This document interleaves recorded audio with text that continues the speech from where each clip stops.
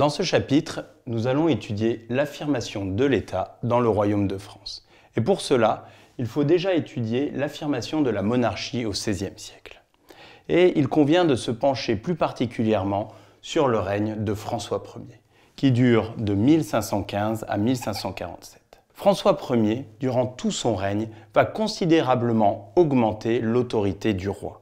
Tout d'abord, il réorganise l'administration pour la rendre plus efficace, et notamment l'impôt, grâce à la création du Trésor de l'épargne en 1523. François Ier est aussi un roi législateur. Il fait rédiger des milliers d'actes législatifs, dont le plus célèbre est l'ordonnance de Villers-Cotterêts en 1539, qui impose l'usage du français dans tous les actes administratifs du royaume. François Ier exerce aussi une autorité sur l'Église. Grâce au Concordat de Bologne, signé en 1516 avec le pape, c'est lui qui nomme les membres du clergé. Son successeur, Henri II, poursuit ses réformes. Il meurt en 1559. Quelques années après, éclatent les guerres de religion. Durant les guerres de religion, qui durent de 1562 à 1598, le pouvoir royal est considérablement affaibli. Ces guerres opposent protestants aux catholiques et différentes factions se partagent le royaume, dont la Ligue catholique, très puissante. Cette division du royaume en plusieurs factions diminue ainsi considérablement le pouvoir du roi. Mais le pouvoir royal est restauré durant le règne d'Henri IV.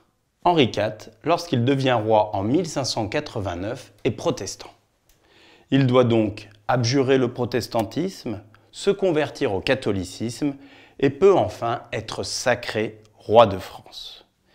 En 1598, il impose l'édit de Nantes qui garantit aux protestants la possibilité d'exercer librement leur culte. Ainsi, Henri IV, en mettant fin aux guerres de religion, restaure l'unité du royaume et ainsi restaure sa propre autorité.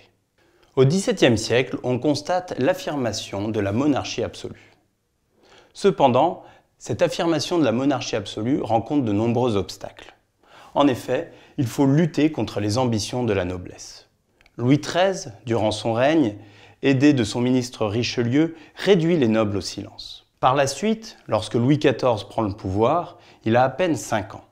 Durant l'épisode de la Fronde qui dure de 1648 à 1653, Louis XIV doit faire face à une révolte nobiliaire. Cette révolte est matée et Louis XIV triomphe.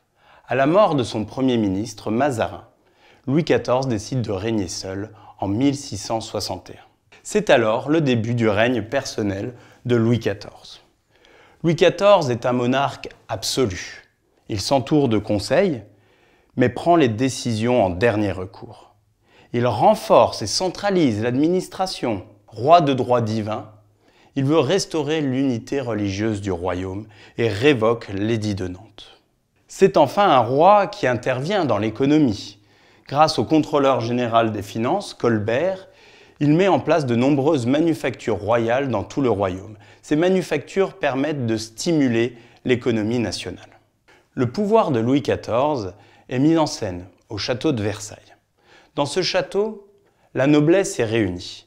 Cette noblesse qui a longtemps été un obstacle à l'autorité royale est désormais totalement soumise à son autorité.